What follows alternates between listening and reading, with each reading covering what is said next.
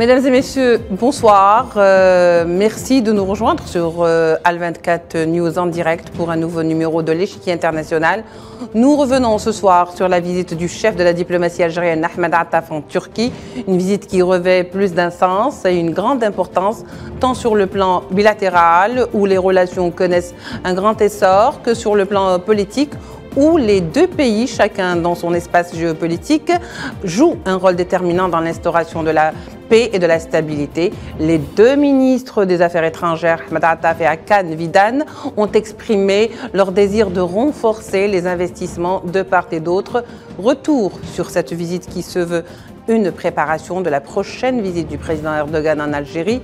Donc, avec nos invités successivement, Ammar Ben Barti, analyste politique, est avec nous depuis Oran. Monsieur Ammar, Monsieur Barti, bonsoir. Merci d'avoir accepté notre invitation.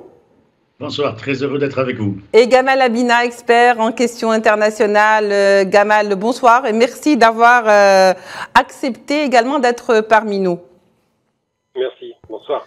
Alors, Monsieur Barti, cette visite vient préparer le terrain à une visite présidentielle, celle qui est attendue du président turc en Algérie. Comment doit-on la décrire s'il faut le faire? Écoutez, il me semble que la Turquie développe actuellement une stratégie tous azimuts qu'elle a déjà entamée il y a pas mal de temps. Et à partir de ce moment-là, sa visite, elle est tout à fait normale. Dans le sens où je voudrais juste rappeler que la Turquie, est le premier investisseur en Algérie, dans l'économie algérienne. Ça, c'est un premier point. Donc, de ce point de vue-là, il était important que notre ministre des Affaires étrangères, M. Ahmed Attaf, puisse déblayer tout le terrain, de sorte que M. Erdogan, le président turc, puisse venir ici renforcer davantage une coopération économique qui se porte très très bien. Mais il y a, bien entendu, des dimensions politiques actuelles qui font que la Turquie est devenue un acteur stratégique sur le bassin méditerranéen d'abord, mais aussi et surtout en Afrique. Donc de ce point de vue-là, je pense qu'il y aura une dimension politique aussi à cette visite et que ce ne sera pas seulement un aspect économique qui se porte de manière tout à fait normale actuellement entre les deux pays. Très bien, Monsieur Ammar Barti, je crois que vous avez tout à fait raison de le dire, parce que de toute façon, nous allons développer ces volets politiques ensemble tout au long de ces 26 minutes qui nous sont octroyées. Gamal Abina, alors la visite aujourd'hui du ministre des Affaires étrangères en Turquie, la Turquie qui est un partenaire, si vous voulez, le premier partenaire de l'Algérie hors hydrocarbures, cela revêt une importance sur le plan bilatéral et nous reviendrons tout à l'heure sur le plan international.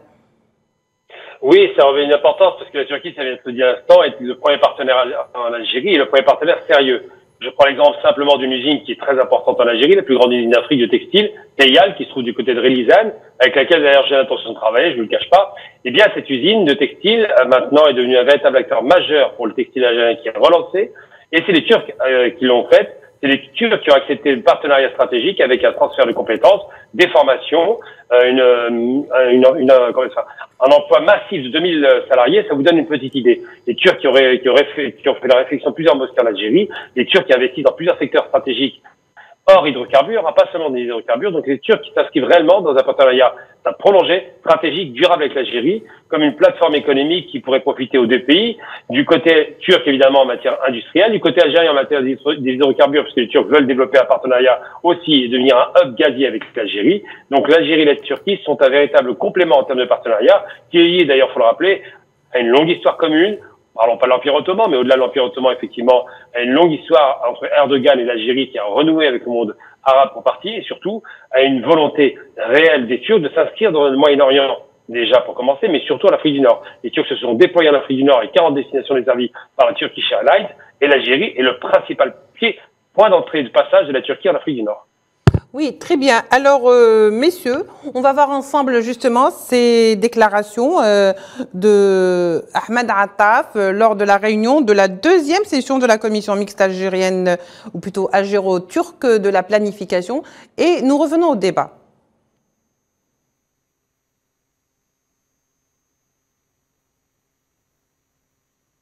إن اجتماعنا اليوم La réunion d'aujourd'hui s'inscrit dans le cadre de cette commission qui vient réellement dans un contexte bilatéral qui inspire la sérénité et encourage à redoubler d'efforts pour atteindre les objectifs et les priorités fixées par les deux présidents, Abdelmadjid Tebboune et Recep Tayyip Erdogan, en toute clarté et ambition durant les différentes rencontres, les discussions et les appels qu'ils ont eus.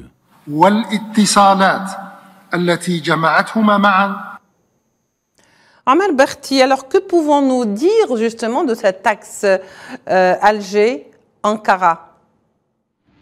Oui, c'est important. C'est Omar Ben Berti, pardon. Hein, oui, bien sûr, oui, pardon. L'axe Alger-Ankara est un axe qui remonte à très loin. N'oublions pas que la présence ottomane existe en Algérie, en Afrique du Nord depuis le XVe siècle pratiquement. Et donc, de ce point de vue-là, il n'y a pas d'inquiétude à avoir. Ce sur quoi je veux insister, c'est comme vous l'avez dit dans l'intitulé de votre émission, il y a des opportunités à saisir, il y a des convergences de vues qui sont tout à fait intéressantes à exploiter, dans la mesure où la Turquie est devenue un puissant partenaire à l'échelle du monde. C'est un acteur économique d'une grande importance.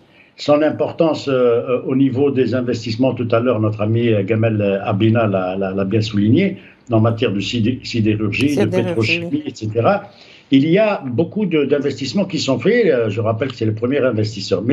Mais je pense que actuellement, vu les menaces qui s'inscrivent au niveau du Sahel, vu les menaces qui s'inscrivent au niveau de la Méditerranée, vu les menaces que l'Algérie rencontre, elle aussi, il ne faut pas se faire d'illusions, il y a nécessité d'avoir à ses côtés des partenaires importants. Et comme la Turquie joue un jeu important aussi au niveau de la Libye, il ne faut pas perdre de vue cette dimension, et l'Algérie a une frontière importante avec la Libye, donc la nécessité de renforcer les liens politiques me paraît la plus importante. C'est vrai qu'au plan économique, nous avons beaucoup de choses encore à faire, il y a encore à explorer de nouveaux terrains vierges, mais je reste persuadé que la dimension politique est encore beaucoup plus importante. De ce point de vue-là, l'entente qui existe, c'est la deuxième commission qui se réunit, c'est la deuxième fois que la commission mixte turco-algérienne se réunit, mais je crois que la dimension politique reste un facteur déterminant parce qu'actuellement, il y a de gros enjeux et l'Algérie a besoin d'être rassurée par la présence d'un puissant partenaire comme l'est la Turquie. Bien entendu, les deux hommes ou les deux ministres des Affaires étrangères turcs et algériens ont eu l'occasion de faire un petit point de presse justement sur les questions essentielles qui touchent à l'actualité internationale, mais également sur le volet politique. On va les écouter et bien entendu, on va revenir pour poursuivre notre débat.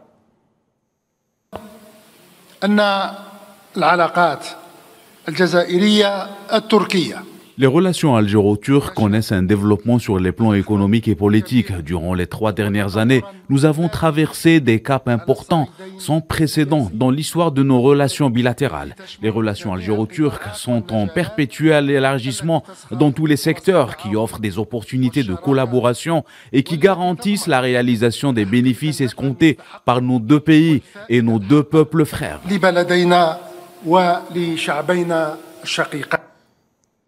Très bien, Gamal Abina, on revient vers vous. Donc, des opportunités entre les deux pays, les opportunités existent.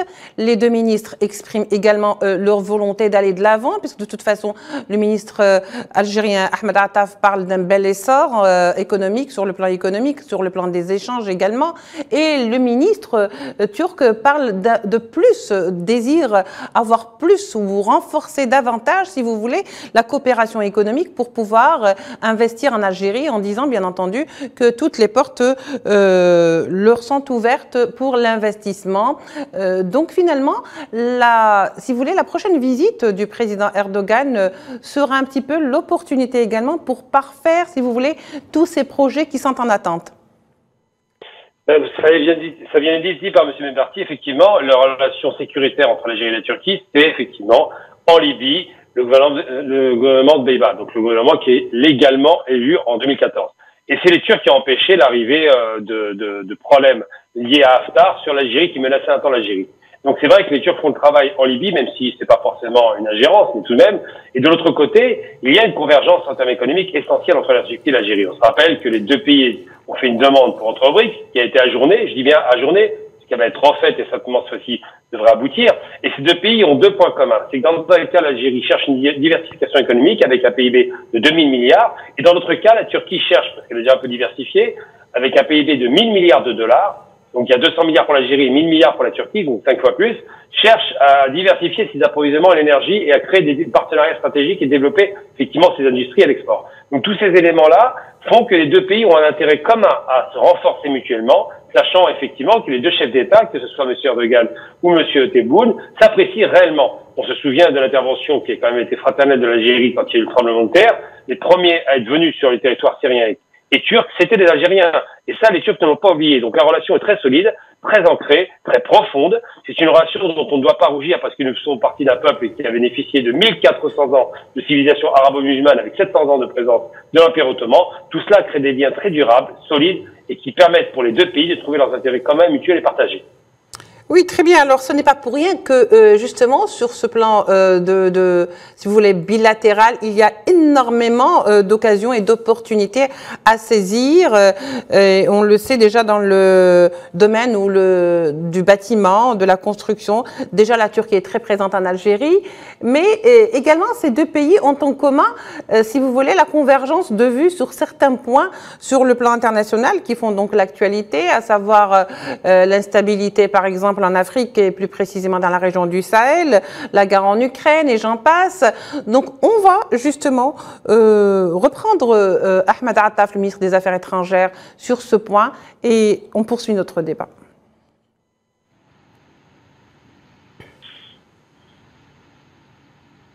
Oui, Ahmed Attaf.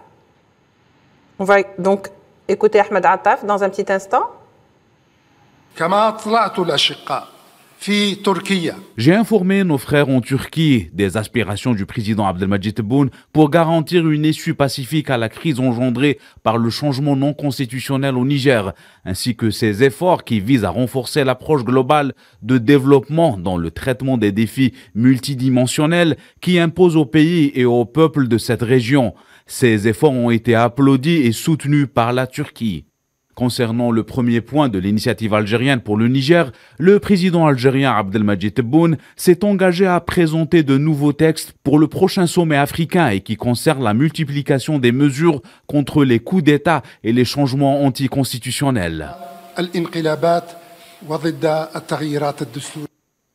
Alors, très bien, on l'aura compris, aussi bien Omar Ben Barti, aussi bien l'Algérie que la Turquie, ce sont deux pays qui représentent quelque part deux pôles, chacun dans son espace, pour jouer, si vous voulez, en faveur de la stabilité dans les foyers de tension, comme par exemple l'Algérie en Afrique et la Turquie en Europe, mais la Turquie est également présente en Afrique. Tout à fait. Tout à fait, ce sont deux pôles effectivement éminents qui interviennent avec tout leur poids stratégique, aussi bien en Méditerranée, il ne faut pas l'oublier, la Turquie est un pays méditerranéen, l'Algérie aussi, et ce sont deux grands pays qui ont une histoire commune très importante. Et il y a bien entendu les instabilités que nous connaissons, que ce soit au niveau du Sahel ou au niveau de la Libye, mais au-delà de ça, la relation, la stratégie que développe actuellement le président Abdelmadjid Tebboune à travers l'initiative qui est en train de développer M. Attaf, c'est une stratégie qui consiste à renforcer davantage les pôles qui existent, mais avec lesquels peut-être il va falloir aller au-delà de la seule dimension économique. Si nous prenons le cas de la Turquie et de l'Algérie, il y a des relations entre la Turquie et l'Algérie qui sont d'abord des relations culturelles, il ne faut pas l'oublier. Nous avons aussi des chantiers à développer avec eux en matière de restauration. Les édifices turcs en Algérie sont nombreux. Et il y a surtout les archives. Il y a beaucoup d'archives sur lesquelles avaient travaillé il y a quelques années déjà, quelques décennies, certains ministres algériens, mais ça s'est mis un petit peu sous le boisseau. Et maintenant, peut-être qu'il va falloir que les universités algériennes, les chercheurs algériens, eux aussi se mettent à travailler davantage sur les archives qui existent en Turquie, sur lesquels nous n'avons pas malheureusement beaucoup de prise. On évoque souvent le problème des archives avec la France, mais avant que la France ne vienne en Algérie en 1830, il y avait la régence d'Alger et donc l'Empire ottoman. De ce point de vue-là, je pense que là aussi, il y a une vision que est en train de développer M. Attaf et qui va dans le sens de renforcer davantage ce beau fixe qui existe entre ces deux pays. Ceci étant, sur un autre plan, la dimension économique demeure déterminante parce que la Turquie est un pays puissant au plan économique et qui a cette faculté d'être achevé, qui a cette faculté d'être entre l'Europe et l'Asie et qui peut jouer à cheval entre les deux continents, oui. Voilà, à cheval entre les deux continents et qui peut jouer un rôle éminent en matière vis-à-vis de l'OTAN, bien entendu, puisque n'oublions pas que la Turquie fait partie de l'OTAN. La Turquie a demandé à intégrer aussi les BRICS, mais n'oublions pas aussi que la Turquie a un rôle éminent à jouer dans le conflit ukraino-russe. Et de ce point de vue-là, l'Algérie fait bien de développer une stratégie tous azimuts qui lui permet de renforcer davantage une vision et d'asseoir sa vision de sorte que l'on puisse l'écouter d'une meilleure façon. Oui, très bien. Alors, on va, avant de passer à Gamal Abina, revoir un petit peu les déclarations du ministre des Affaires étrangères turc. La série de coups d'État a malheureusement provoqué ces dernières années, je le cite, des situations que nous ne voulons pas vivre en Afrique.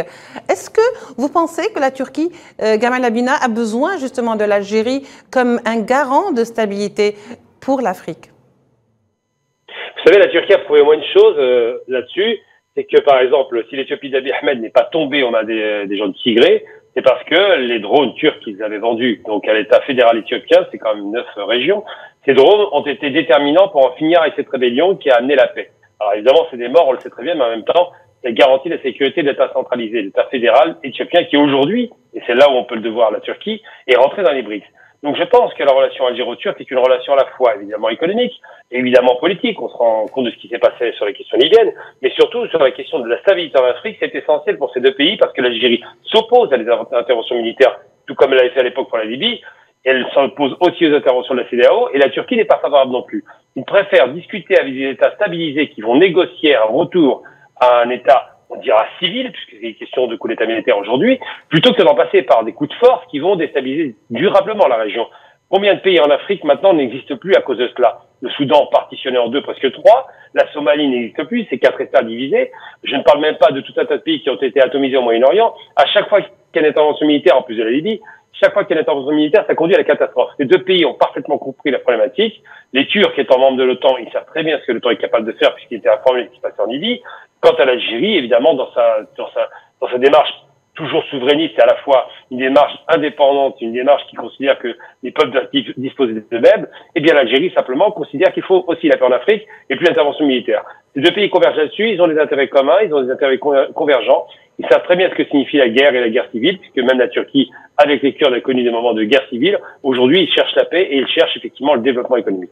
Oui, alors les deux pays aussi se trouvent dans une position géographique très stratégique. L'Algérie est un petit peu un pays africain, mais qui se trouve également être un pays méditerranéen, qui se trouve également être un pays qui a un balcon sur la Méditerranée et sur la rive nord, que sont donc les pays d'Europe. La Turquie est également, comme disait tout à l'heure Monsieur Omar Benbarti, est à cheval entre l'Asie et l'Europe et pourrait jouer justement ce rôle un petit peu de médiateur dans les crises. D'ailleurs, on l'a vu dans la crise des céréales. La Turquie est toujours en train donc de poursuivre ses efforts pour l'acheminement des céréales. Je veux dire dans ce cas-là, puisque de toute façon la Turquie, M. Omar Benbarti, est déjà présente en Afrique, qu'il y a également des relations avec des pays africains, est-ce que l'Algérie ne pourrait pas servir également, si vous voulez, et c'est à vous de me dire, de parterre ou d'assises pour cet essor de la Turquie vers l'Afrique profonde? Tout à fait, tout à fait. Sauf que j'aimerais juste mettre un bémol dans toute cette approche. Il y a une dynamique des coups d'État dans les pays africains qui est liée à leur histoire, qui est liée à la décolonisation, qui est liée au comportement complètement, j'allais dire, imbéciles des gouvernants actuels de la France. Et donc, de ce point de vue-là, moi, je ne suis pas de ceux qui pensent que la dynamique des coups d'État va cesser. Les coups d'État vont continuer et ce n'est pas le fait de les condamner simplement comme ça, comme on le fait systématiquement à travers l'Union africaine. Mais c'est quoi l'Union africaine quand on sait qu'elle est financée à 70% par l'Union européenne? Donc on se pose des questions. Maintenant, l'Algérie a un rôle à jouer, mais un rôle à jouer de plus grande importance. C'est le pays le plus important d'Afrique, un des plus importants. C'est une puissance militaire. Et donc avec la Turquie, ils peuvent faire contrepoids à des velléités qui existent encore de la France-Afrique de vouloir garder là une main basse sur les pays africains. De ce point de vue-là, il est évident aussi que l'on peut considérer que l'Afrique est appelée à devenir le continent le plus convoité à travers les stratégies des puissances qui existent. Ça a déjà commencé, monsieur Benbarti, ça a déjà commencé. Ça a déjà commencé, bien entendu. Il y a de l'uranium, du manganèse, du pétrole, du gaz, etc. etc. Donc, je n'ai pas besoin de faire ici le listing. Oui. Mais c'est le continent le plus riche. Et de ce point de vue-là, si l'Algérie et la Turquie peuvent faire un chemin ensemble et développer leur capacité de mettre en place une vision différente qui ne soit pas néocoloniale. La Turquie ne peut pas avoir une vision néocoloniale en Afrique et l'Algérie, elle est immunisée contre ça du fait de la guerre de libération que nous avons menée. Donc de ce point de vue-là, nous avons un autre rôle à jouer, mais il ne faut pas que l'on rentre dans les pièges qui sont tendus par des organismes comme la CEDEAO, comme l'Union africaine, qui sont de véritables coquilles vides et qui ne servent plus à rien. Mais la dynamique des coups d'État, elle va se poursuivre. Mais la Turquie a failli, le président Erdogan a réchappé à un coup d'État. Il ne faut pas l'oublier. Et donc, de ce point de vue-là, je pense que ces deux pays peuvent développer une nouvelle vision, une nouvelle stratégie pour faire en sorte qu'il y ait autre chose en matière de stabilité et d'harmonie concernant les convergences de vues qui sont les leurs, mais en prenant acte que les richesses minières et les matières premières d'un continent comme l'Afrique suscitent énormément de convoitises. Pour terminer, parce qu'il ne nous reste pas beaucoup de temps, Gamel Abina, d'abord, comment vous voyez l'avenir des relations entre l'Algérie et la Turquie? Et surtout, s'il faut faire un commentaire, peut-être on ferait celui de la visite prochaine de Erdogan en Algérie. Quel commentaire doit-on faire et quelles seraient les attentes de part et d'autre? Ça fait, comme je le disais tout à l'heure, depuis l'arrivée d'Erdogan aux commandes en 2002, ça fait 20 ans qu'il a une relation avec l'Algérie qui est quasiment une relation fraternelle, pratiquement fusionnelle, hein, puisque la relation est très très bonne. C'est des présidents qu'ils apprécient, depuis toujours d'ailleurs, même à l'époque de Bouteflika. Donc la question qui se pose aujourd'hui, c'est qu'est-ce qu'ils vont faire pour que tous ces deux nations puissent sécuriser, puisqu'ils ont fait un travail effectivement de négociation. On sent qu'il y a vraiment un travail qu'on voit très bien, qu'on mesure avec la crise ukrainienne, de diplomatie turque qui est aux avant-postes. L'Algérie aussi n'est pas en reste, elle fait un travail diplomatique. Et je pense que ces deux pays ont des intérêts, effectivement, ça a été dit, à la fois des puissances militaires, l'Algérie reste le plus grand pays arabe et le plus grand pays africain, des puissances militaires et à la fois économiques qui développent, des puissances évidemment géographiques, puisque l'Algérie a porte ouverte sur toute la Méditerranée, 1200 km de littoral, donc plus l'axe nord-sud avec ces fameuses autoroutes qu'on est en train de créer pour alimenter le marché africain. Donc c'est des pays qui sont centraux en termes d'échanges économiques. La Turquie, c'est l'Europe, c'est l'Asie, 10% en Europe, 90% en Asie, et la Turquie, c'est surtout les portes du monde arabe. Donc c'est à la fois des zones très instabilisées et en même temps des zones à reconstruire. C'est comme pour l'Afrique, c'est des zones à construire. Donc tout cela fait que ces deux pays ont des intérêts communs évidents, ont l'intelligence de travailler ensemble, gagnant à gagnant. C'est un vrai partenariat qui est mis en place. Et je pense que la relation des présidents qui va être dithyrambique, on sent bien qu'Erdogan aime beaucoup M. Tebboune, puisque les gestes qu'il a eu en destination des Turcs au moment des tremblements de terre ont été forts, immédiats. Eh bien, ces relations-là vont se raffermir et vont ne faire que s'intensifier. Merci. Oui, merci beaucoup, Monsieur Gamel Abina. Je sais que je vous ai un petit peu interrompu. Comme d'habitude, le temps nous prend de court. Je rappelle que vous êtes expert en questions internationales, que vous étiez avec nous donc par Skype depuis Paris. Merci également à Omar Benbarti, analyste des questions politiques également, qui était avec nous donc par Skype depuis Oran. Merci à vous de nous avoir suivis. Au revoir. On se retrouve demain pour un autre numéro de l'échiquier international. Au revoir.